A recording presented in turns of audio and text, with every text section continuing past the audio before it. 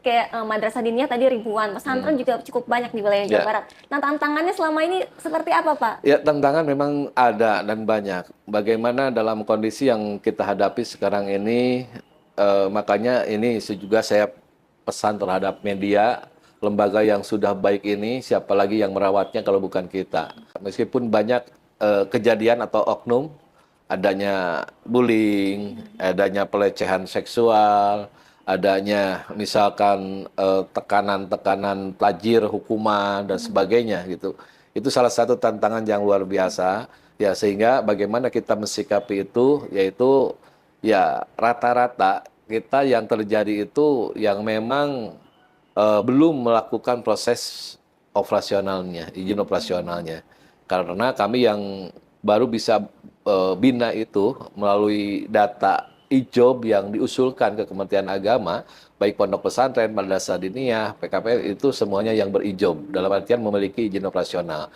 Meskipun masih banyak yang belum memiliki ijob, dan kita ya berharap itu memberikan pemahaman, karena kalau sudah memiliki ijob berarti ya jelas kita dalam membangun NKRI ke depan ini akan lebih bagus lagi gitu ya. Dalam artian ya tidak sedikit mungkin adanya misalkan pesantren jadikan sarang teroris gitu ya. Itu pasti ada gitu, muncul juga karena di sana mungkin ada pernah nyantri ngebom dan sebagainya. Dan itu salah satu tantangan, sehingga bagaimana kami juga melakukan kolaborasi dengan Densus 88, dengan BNPT, bagaimana untuk menjaga pesantren ini dari gangguan-gangguan yang akan merusak brain masyarakat, kaitannya dengan image masyarakat, nggak mau menitipkan karena di pesantren misalkan ada pelecehan seksual, ada bullying, ada teroris.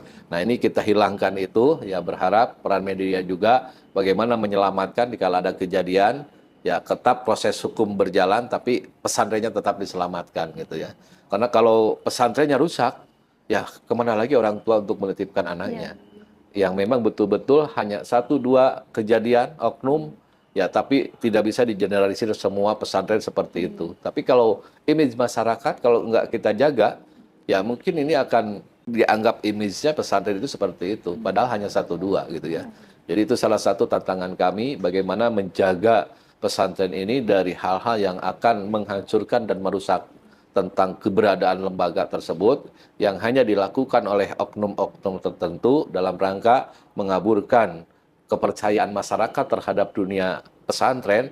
Ya berharap ini merupakan tanggung jawab kita semua sebagai umat Islam. Untuk proses kejadian selalu mungkin kami juga tindak secara hukum karena kita di negara hukum, tetapi nama pesantrennya untuk tetap diselamatkan karena itu hanya satu perbuatan-perbuatan apapun saja gitu ya.